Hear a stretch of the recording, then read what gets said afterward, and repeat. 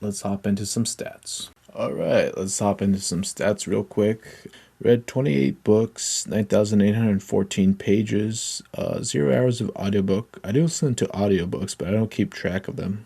The app I'm using today is the Storygraph desktop version, but it's also available on your phone, so you can always do it on the go. Also, if you want to follow what I read, my username's just right up here at Diggy, all one word. If you want to check out what I'm reading lately, or anyways, average time to finish is 27 days.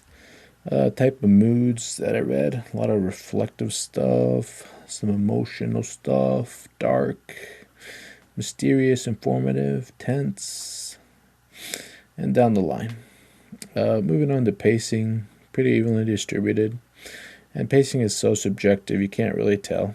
And then page number, 50% falling to 300 to 499, and then only one that was more than 500 pages. And then quite a few, 13, less than 300 pages. Again, no audio. And then fiction to nonfiction. So I used to keep these pretty like 1-to-1 ratio, especially like my first year. I would switch one fiction to one nonfiction. But then once I started reading Red Rising series, fiction really just took over. And as you can see by the graph, 18 to 10 nonfiction. I still try to read a decent amount of nonfiction. Something that's more grounded, something that actually happened. Stories are fun and entertaining, but sometimes I like to learn some real world stuff that's applicable, or just simply you can just learn about some historical stuff, or just the way people were back in the day. Alright, then moving on to genres, like I mentioned before, science fiction was number 1 at 11 that fall into that category. I read a lot of dystopian science fiction this year, especially some classics like Brave New World and We. So We is actually the book that inspires George Orwell to write 1984, and everyone's heard about 1984. The authoritarian state taking over, forcing people to comply. But yeah, dystopian is definitely a decent amount of science fiction that I read in that category. But go into more detail later on. Then sports and memoirs were a decent amount at 5 and 3. And then just one of like all these other. Alright, now let's get through these books. And I'll give a little bit of a tidbit on each book, what I enjoyed, what I recommended, what have you. And I'll go a little bit in chronological order. I don't know exactly when I finished them, because sometimes I'll do a little pause on some and then I'll jump back into it. But yeah, let's get started with the first one, Dark Matter by Blake Crouch. This is such an interesting concept. Like, how to explain it is like pretty much you go into a box, you lose the sense, your perception of reality or what have you, so you can travel through alternate realities. And yeah, the story is super tense and super fast paced and just a fascinating read. It's so interesting.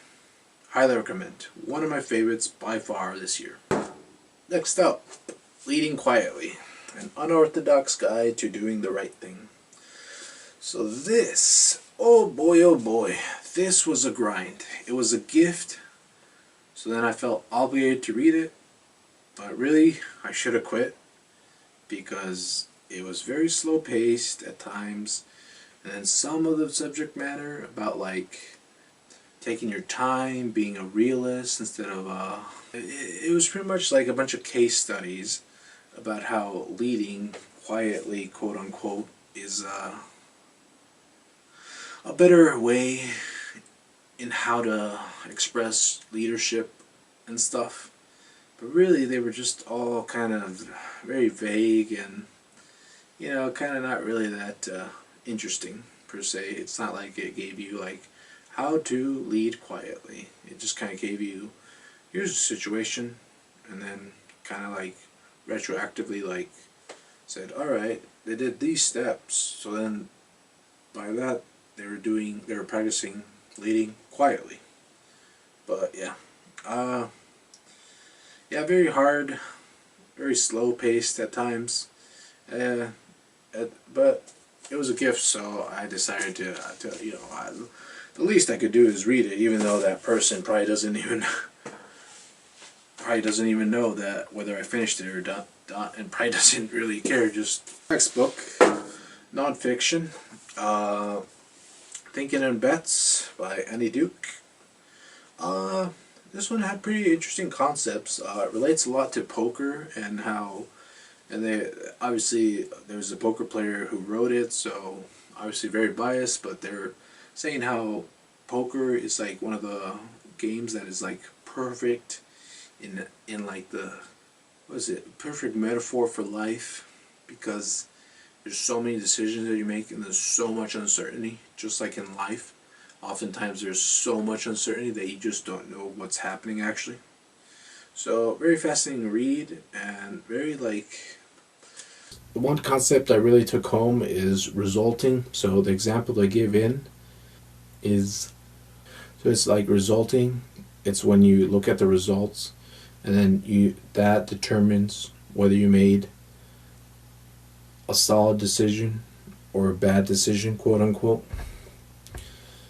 And it's like, well, if everything pointed you to this, but then the outcome was not what you wanted, instead of just looking at the result, you have to look at the process that you made to come to that conclusion and say, all right, this is still a good process. This is a good data point to inform me my future decision making. Regardless of the outcome, or the other way, where you just made an okay decision, a subpar decision, maybe even made a bad decision, and it ended up working out. You became, what have you, it worked out for you. You improved your life, your circumstances, your job, your family, your children, what have you. But then if you have to look at not the result, you have to look at how you came to that conclusion, and you're like, all right, this data point is dirty because I didn't go through the right thinking to get to this decision, even though that decision I made worked out in the end. But you have to look at the process of how you came to that decision. And that was really interesting. Definitely a good read if you just want to know how to, make better decisions, or just like, really it comes down to truth seeking. Open by Andre Agassi. So this book, one of the first biographies that I read this year. Very interesting. Besides the fact that I don't think I've watched more than any highlights of tennis, and to be honest, I didn't even know about Andre Agassi. Like, I probably like recognize the name, but not really his what he looked like or what he accomplished. But very fascinating read, and like he has this constant theme where he's constantly telling himself, he's like contradicting himself the whole time, where he's like, I hate tennis, I don't like tennis, but then at the same time tennis has given him everything. But it's like, did he even choose to that career path for himself? But his father is very, very harsh on him, and very, very excessively pushing him, and in a way that made him into the player he was. But it comes with it's like a double-edged sword of like, putting so much pressure. Eventually you get some diamonds, but then there's a lot who just become resentful of the sport that they got pushed into. It's like throughout the whole book, he's struggling to that. He's struggling to with the fame at such a young age, and then he's like struggling, like, what am I doing at the end of my career, and all I've done is just obsess over this game. It's like, do I have anything more to prove? And he's constantly battling, like, I don't want to keep doing this, but at the same time, it's like part of his identity, so he can't like deny it. And very fascinating read. Highly, highly recommend. One of the better autobiographies I've read. And then continuing on that theme, this book, Out of Shape, Worthless Loser, that's a mouthful, by Gracie Gold. And really the title just caught my attention immediately. I saw it like on Amazon as I was scrolling through, and it said recommended. And yeah, it's a figure skater who I think she won silver at one of the Olympics and very accomplished at a young age. But, you know, kind of talks about the brutality of the sport, about how she had to constantly put up this image of a perfect American girl, you know, had an idyllic childhood, but in the background, you know, her parents are kind of like, her dad's kind of like, you know, they're straying away from each other. I don't know. It's just very fascinating read. Only thing is that this is a pre-sale copy, so it got advertised as a hardcover, even though it's not. And yeah, anyways, I read it, but hopefully I'll just get another copy. But this is pretty cool, I guess, because it's kind of it's not meant to be like sold, I guess, this advanced copy.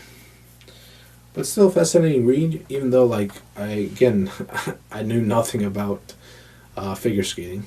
Next book, They Both Die at the End. This is a nice speculative fiction, interesting concept where like this service comes out, Deathcast, which predicts your death, and it's like 100% guaranteed. It's like you get that call, you get like a 24-hour warning. Hey babe, you're gonna die. And it's what it is. And then it just follows the journey of this boy who gets the call, and then how he tries to enjoy the short amount of time he has left. And a sad story, a bit of a sad story. So, but you know, nothing gets spoiled because the title gives it away. But even though you know it's coming the whole time, you know, it really makes you reflect on, you know, life. And it's like this service. If it were real, I don't know, how would we deal with it? Good read, highly recommend. But you know, if it's a bit of a sad story, a bit of a downer, if you're not in the mood for that, probably just skip it. Essentialism by Greg Mckeown. The Pursuit of Less.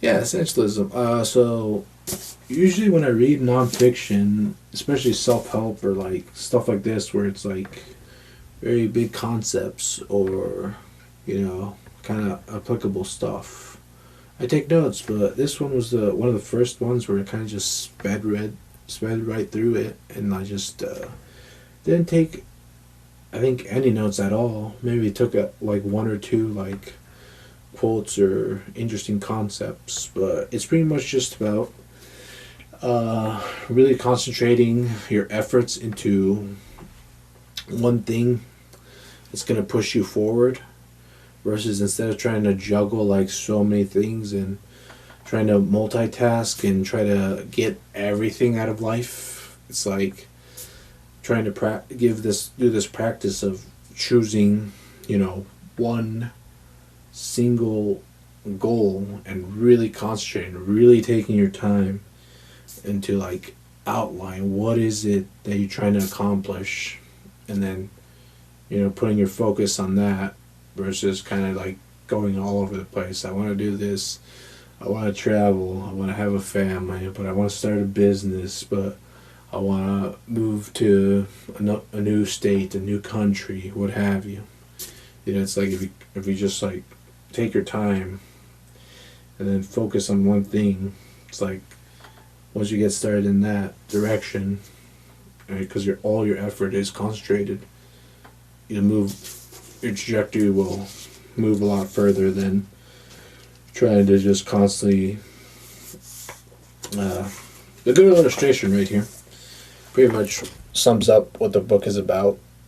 Is like cutting out the fat stuff that's not really applicable and just focusing on one essential main theme that you want to get accomplished and reducing the distractions. Well, nearly finished Red Rising last year, the whole series. Then one book that I read, and then looking forward to the next book. So Lightbringer, got caught up on Red Rising, and I am just stoked for the next book and final chapter to wrap up the story of Darl. What will happen to the Reds, the Golds? What happened to, what's his face? Lysander? You know. Who knows? But, you know, just catching up on the series, Red Rising series. Definitely recommend. Probably one of my favorites, like, series ever. Besides maybe like some nostalgic stuff like the series of Unfortunate Events. But yeah, highly recommend if you're at all into science fiction, or you know, think Game of Thrones, I guess, meets, I don't know the best way to describe it.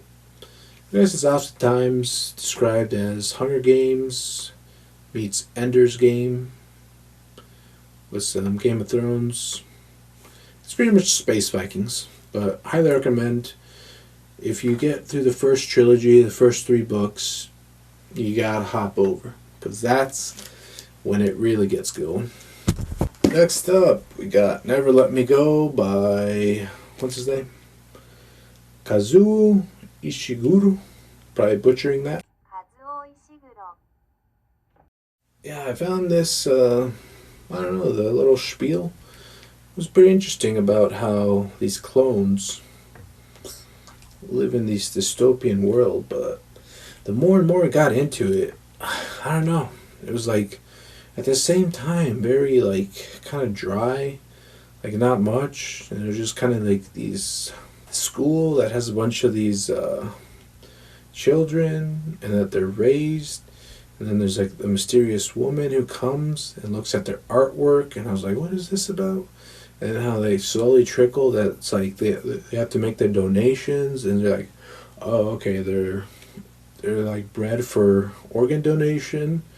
And then I don't know, something about art is like makes it proves that they can express themselves, that they have a soul, quote unquote.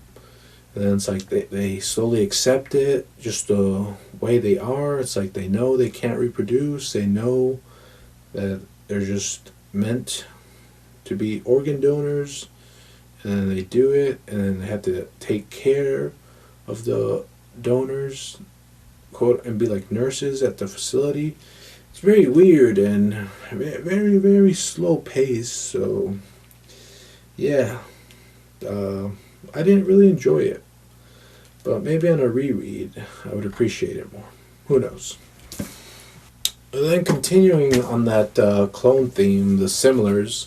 This one was pretty easy to read. Young adult fiction, so it's about this school. You have 5 students that are top of their class, and then like 4 out of the 5 clones in the future like have come to the school. It's very controversial. It's like some parents don't want them to be allowed. Some people feel that they should be because they're, at the end of the day, human. And then it's like bit of a mystery, and there's like an island, and like it's like one clone died, but then it's like, how did they die? It's like all mysterious and stuff, but it's very simple and like fast paced, but is a pretty okay. You know, not my favorite book, but definitely fast paced, something light hearted if you want to read. And then we come to Fatherland. So this this book is like a alternative history.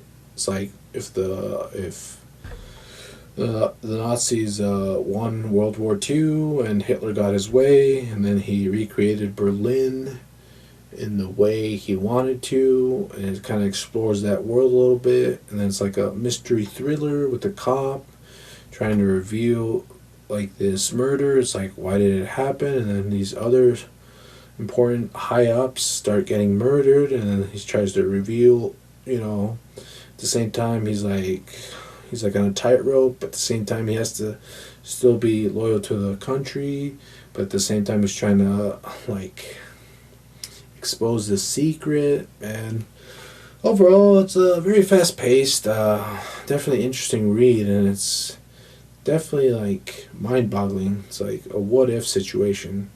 It's like, what would it be like in Germany if that happened, Very, very interesting. But the payoff at the end was not worth it to me. Quite a bit of fiction there, but moving on to Endure by Alex Hutchinson. So, I'll just reiterate what Malcolm Gladwell says, like in the intro of this.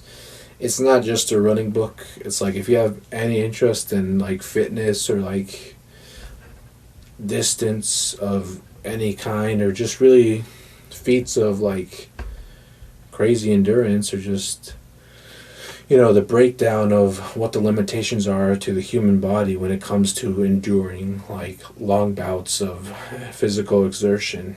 It's definitely a fascinating read. It covers everything from like long Arctic journeys to the South Pole, to like marathon running, obviously, to speed walking, to climbing Mount Everest, and just a fascinating read. And it really breaks down like every single thing that you would think is a limiter. It's like, is oxygen a limiter? Is fuel the limiter? Is the muscles the limiter? It just keeps breaking down everything, and really fascinating read. And then it jumps back and forth to like the 2-hour like Nike project, 2-hour sub 2-hour marathon project that Nike had going at the time. And now it's like, I think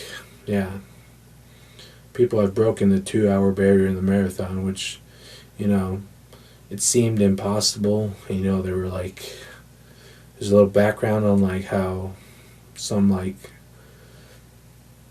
algorithms or some calculation were saying that it would be broken by this or that year, and it's like, well, they got pretty close during like whenever the Nike project was.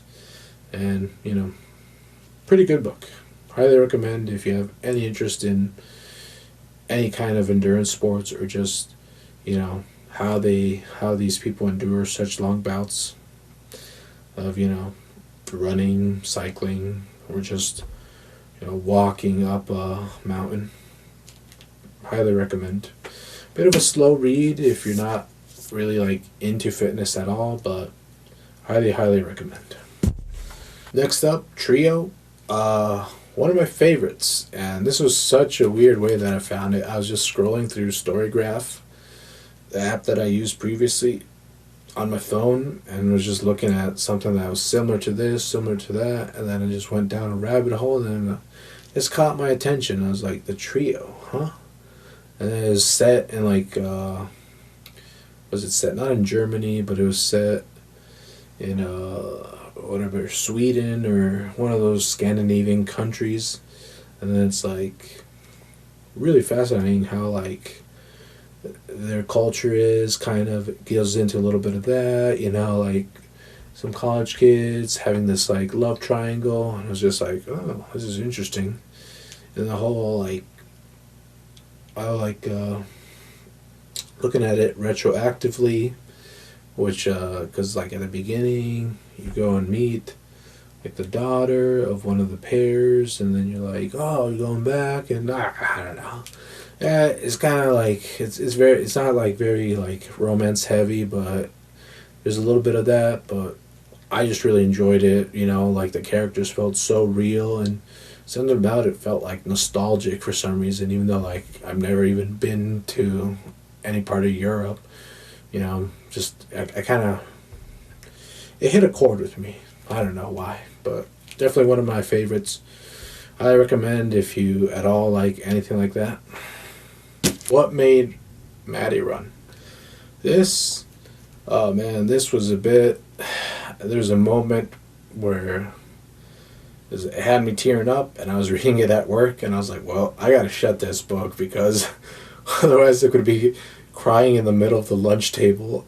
And just like with my nose in this book, so I was like, well, I gotta take a break because like one moment really broke me about like breaking the news of how Maddy died. So yeah, but this is an interesting concept about like the pressure that some college athletes, college students, you know, in general go through. It's like it's a huge workload, you know.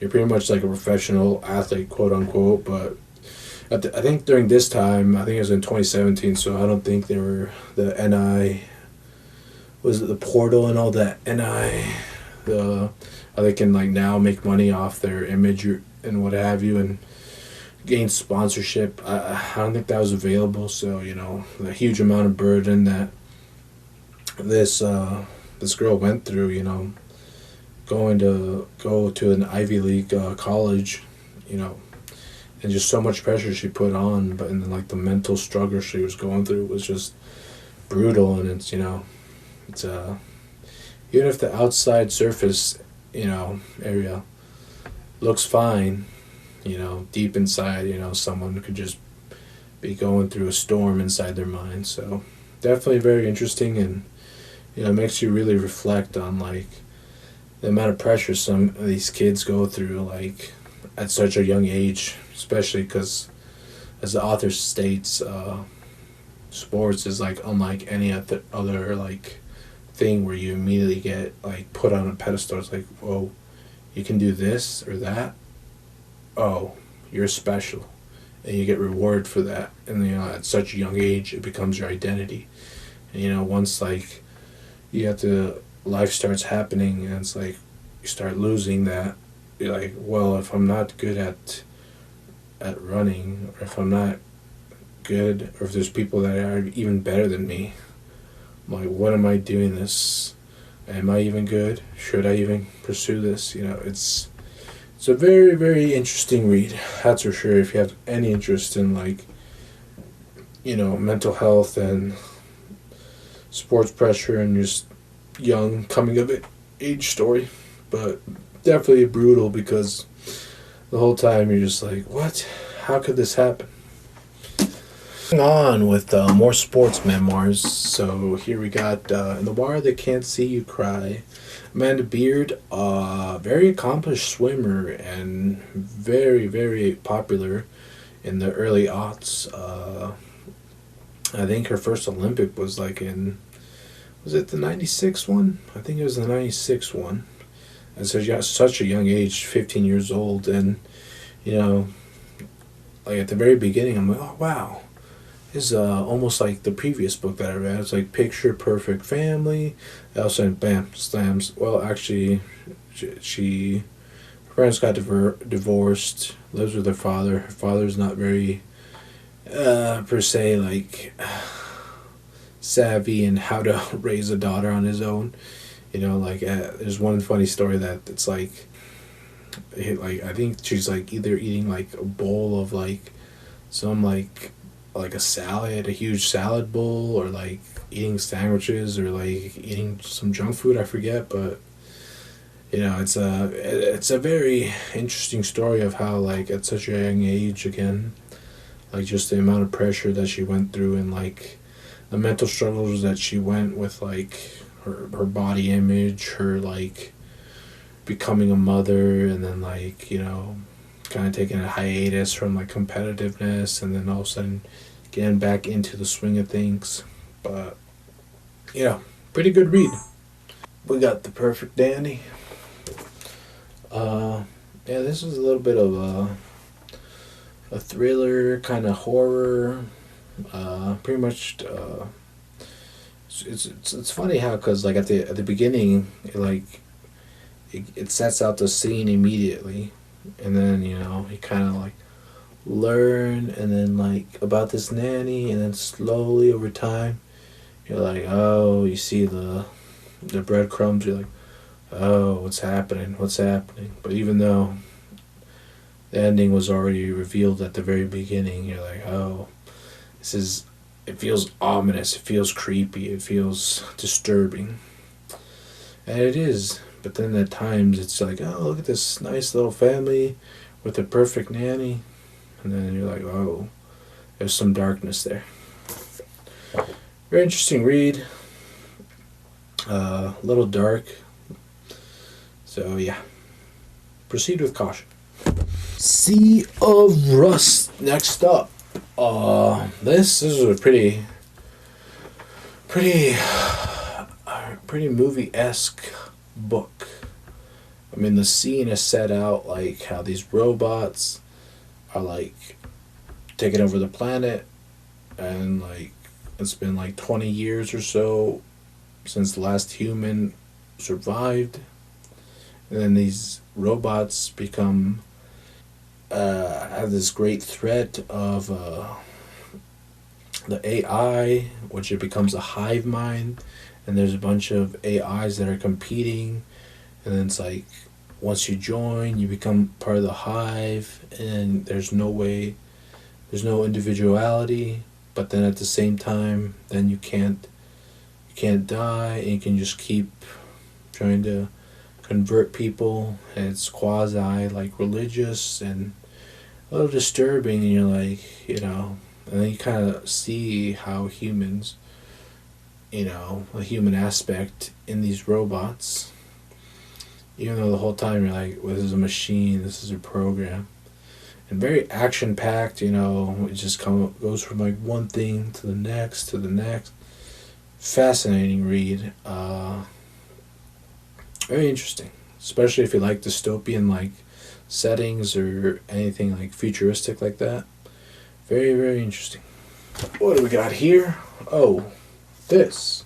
Amusing Ourselves to Death. This book is responsible for like me taking a deep dive into the dystopian world. It pretty much argues about how television has become the show business of television has like infected every aspect of like these other like so-called serious things, like politics, business, advertising. And it goes a little bit into the history of how like America used to be a very like literature focused society, in the early 1800s and what have you. And one thing that it reminds me of, it's like what was it? It's talking about how newspaper advertisements were like very literal. It was like John Doe selling lot, so many square footage, have pasture on it, one cattle, wanting this much. It's like very literal, kind of like,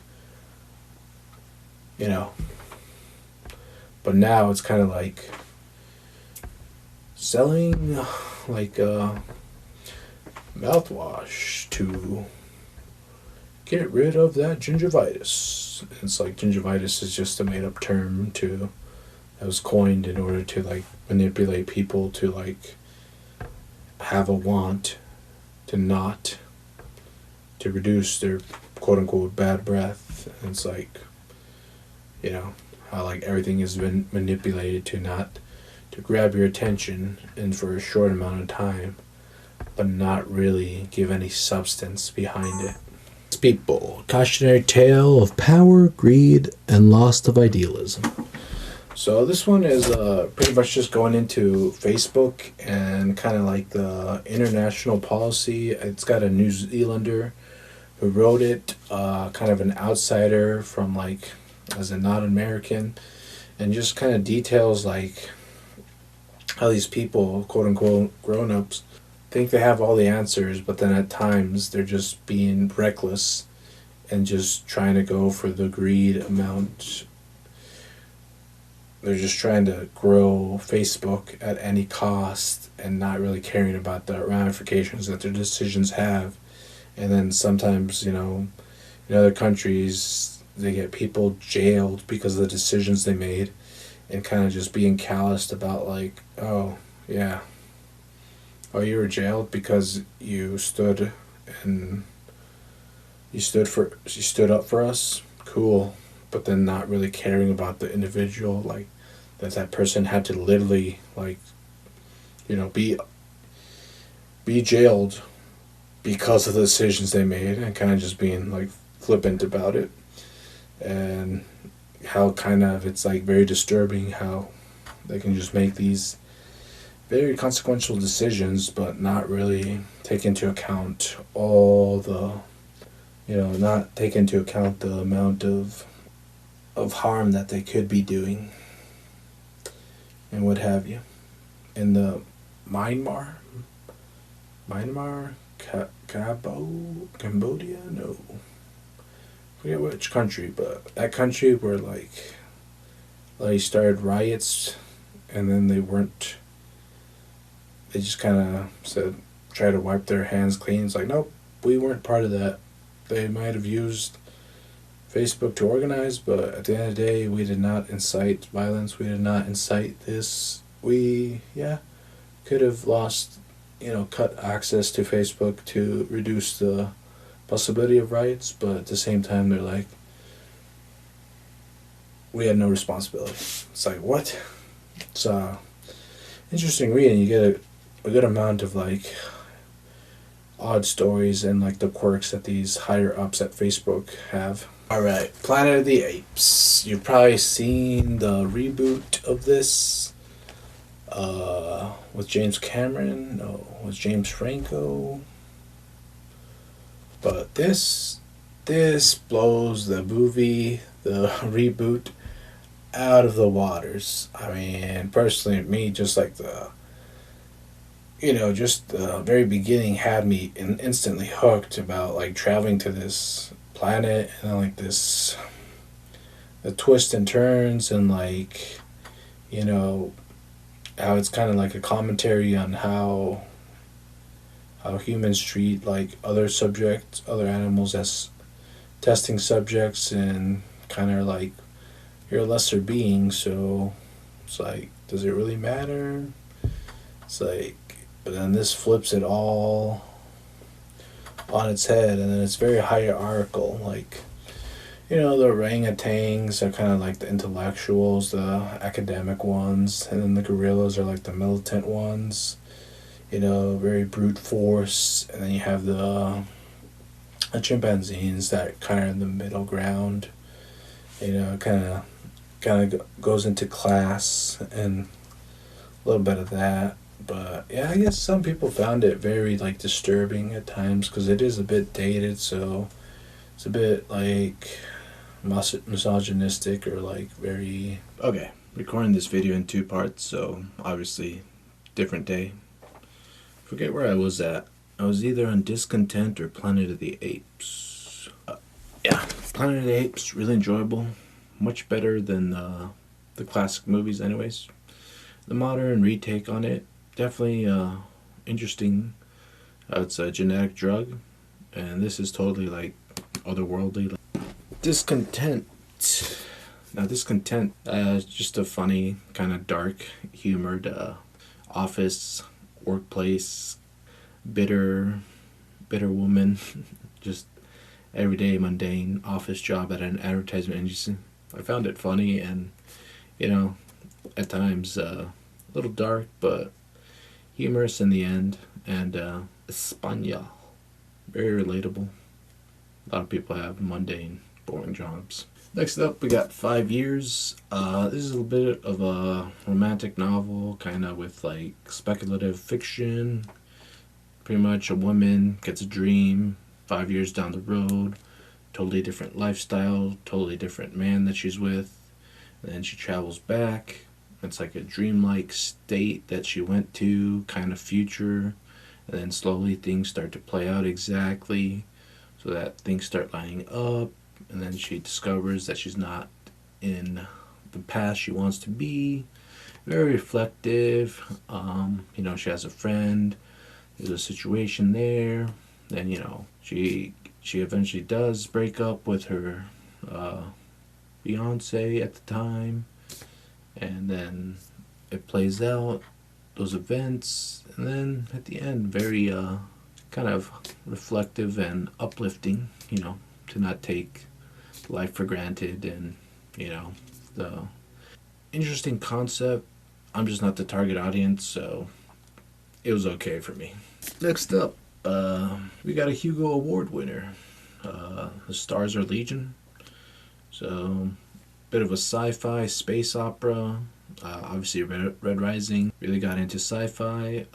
This luckily isn't a series; it's just one book contained in itself. At least I think so. But yeah, the interesting thing about this is that it's like planets and women, and all the protagonists and antagonists are just women, and there's like aliens, and then these this biological vehicles and stuff. Very otherworldly, but very interesting nonetheless. Definitely recommend it. But the conclusion just didn't satisfy me very much, and I was just like, eh. There's like bits and pieces that kind of just dragged on as they were exploring the world, but definitely very immersive and definitely worth the read if you like any type of space opera, and especially since it's just contained in one book. Next up, we got a nice short little book, Tusk of Extinctions. The Tusks of Extinctions. This very interesting concept, got a little bit more sci-fi. Obviously the genre that I enjoy most right now currently, but pretty much just like consciousness gets uploaded, then years later they revive this version of woolly mammoths, and then she has to teach the herd how to become like woolly mammoths by mimicking how elephants, because she lived on a reservation, because there was a lot of poachers and stuff. And it's very interesting because you get like the insight of this very smart scientific woman trying to live out in this body that's a whole different different species. She's the head of the herd, and then trying to like have them be able to like be resilient, survive, a little bit based on the real world, how elephants, tusks, ivory is very sought after. So very well researched and like very, very detailed and super fast paced. I think just over 100 pages, slightly, like 120, 130. I forget, but yeah, definitely pick it up. Alright, moving on. What do we got? We by, man, how the fuck do you pronounce this? Evgeny Zamyatin? Evgeny Zamyatin. I'm totally butchering that. But it's obviously a very old classic book, dystopian setting. This was actually the book that, like I mentioned before, that inspired 1984. George Orwell, the author. Similar aspects. You can, get like the idea of this surveillance state, with Big Brother. Definitely have this and this, but in this one they're almost kind of like autonomous like beings right from the get-go, and you're getting, and it's like almost like the fourth world is breaking because you're getting the protagonist itself starts communicating with the reader from the get-go, because they're writing a record of what's happening in the society, and things play out, little mishaps, trying to break free. Yeah, definitely I need to reread this because at times it's very like poetic, and you're kind of just like, and the guy's just like, he's got a lot of monologues going on, and it's like, what is he trying to say? What does he mean by this, by that? And funny enough, there's like a couple pages where like someone was like writing down notes and like comparing it to 1984, And at first I tried to ignore them, but then I'm like, oh wait, well maybe they got some insight, something different that they got out of the text, and very interesting nonetheless. Definitely if you like any dystopian like worlds or stuff like that. And like I mentioned before, what was the book? Amusing Ourselves to Death was mentioning the dichotomy between Brave New World and George Orwell's 1984, and lesser known, but still very very interesting. It came out, I think this one came out slightly before 1984, but by Aldous Huxley. Really interesting guy, you know, did some psychedelics later off in life, had an open marriage, very intelligent guy. This one was like on the other spectrum of a dystopia. So instead of by, you know, through coercion and force, trying to get you to obey and over surveillance, it's like they have the drug soma. Everyone has their place in society and they're born genetically, a lot of genetic engineering going on, and very, very controlled. And, you know, this is a 2-in-1, so you got Brave New World Revisited, which is really interesting because the author itself goes through like what each theme, you know, overpopulation at the time was a concern, and you know it goes through, you know, drugs and trying to get people happy, you know, genetic engineering, and just really fleshes them out, those ideas and themes that were out throughout the book. And, you know, he's very critical about one point I think I read in the foreword was about how he would have included if he known at the time about like atomic bombs or fusion, that technology and what have you. But yeah, definitely like continued down the dystopian path for me. So I really just enjoyed it, especially the essays, the Brave New World Revisited. Yeah, you know, you get more details into like what he was thinking at the time and like how the book is shaped and like how he sees like parts of the book becoming true. Next up, we got a book. Pretty cool cover. Bought this. Is actually a comedian, Ryan Shaner.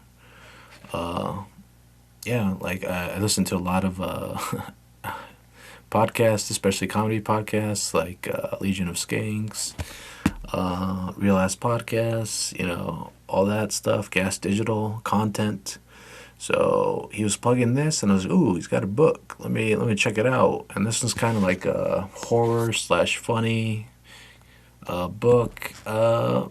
It's overall, you know, about a dog, and it's like the relationship between the owner and the dog, and then, you know, I feel like he put a lot of himself in this book. You know, kind of just like and it's kind of set during the pandemic, whatever, and like, you know, everyone was like isolated inside and seeking companionship, then trying to get you know, a dog to prove to his girlfriend that he is a caring person.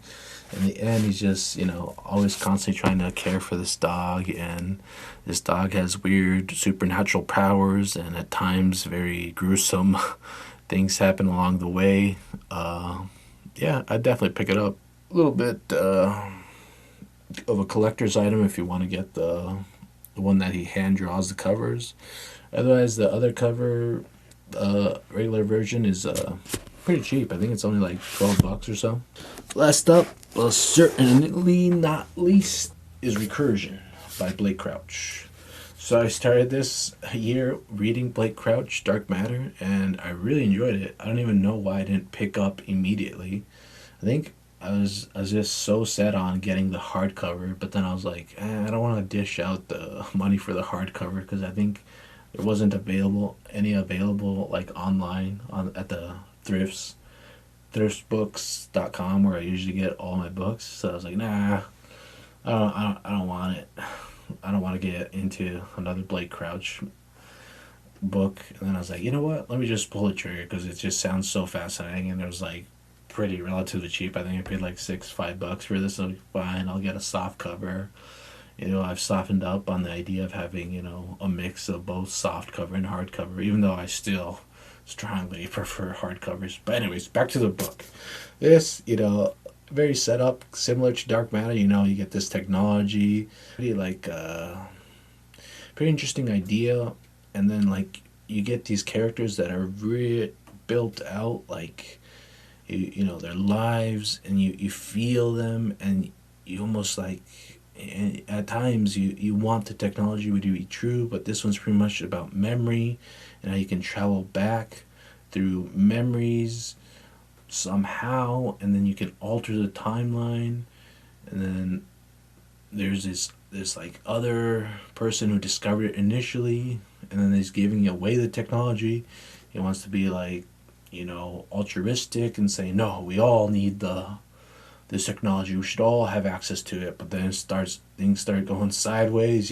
People don't follow the rules, which is to not, set yourself out and like be an outlier by like becoming insanely rich, or completely like altering like some assassination or something. Then the government gets involved, and then the government just wants to prevent school shootings and like prevent like murders and stuff like that, and catastrophes within reason. And then that goes, and then eventually they start getting like the more and more they use the chair that's sending them back through their memories, they end up living like decades and decades of their life. So even though, physically, biologically, they keep going up to like when they're like mid 40s, mid 50s, but they've lived so many times, going back to their early 20s, early teen years, and then living through that whole sequence to try to solve this problem of, preventing the existence of the chair in a way. It's just very, very fast paced, very fascinating idea. Really enjoyed Blake Crouch, and I think I'll pick up his other novels, especially the ones that are more like sci-fi oriented. I know he's got, I think, a bit of mystery thrillers, and pretty much concludes what I read for 2025. And yeah, bit of a mess in here after reviewing all those. And I think I'm gonna start doing these more often because to recap, my goal for this year, 2026, is gonna be a grind because I'm trying to get 36 books, so that's an average of 3 books, each month. So far, not not too behind. Day is it today? The 10th? No, the 7th. So not too behind. January 11th. I think a couple books that I'm reading currently. Games People Play.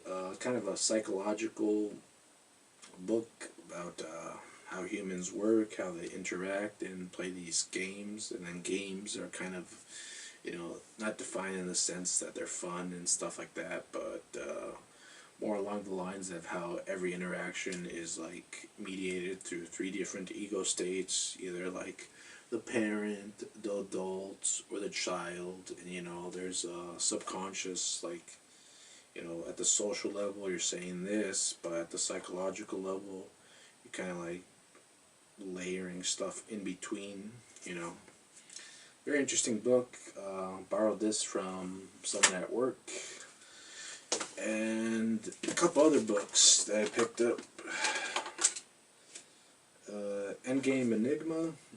I think this one's like set during the Soviet-Russian era. Soviet Union. Yeah, it's set during the Soviet Union, and like about kind of like the space program and that stuff. But I forget what exactly it's about, but picked it up. Mystery thriller, I think. Sci-fi. Very interesting, but yeah, haven't cracked that one open. And Day Zero by this is the prequel to Sea of Rust, which I absolutely loved. That book was great, fast paced, very I think I was because I just stopped. I just listened to Asimov's iRobot, which, by the way, has nothing to do with the Will Smith movie. Like, it's a totally different. Like, I think it's just like, I think the rules is like the only thing that still is active in that world. Otherwise, it's like a totally different like story, but of like the collection of the original iRobot. But I guess it was like short stories compiled together. But it's like really kind of like puzzles of like how they try to solve because of these rules that they have of robots. They can't kill.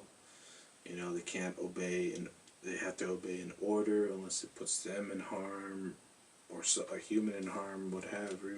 I forget the exact rules, but pretty much foundational to like all the robot rules. And you know, this this seems like a nice little addition to my reading.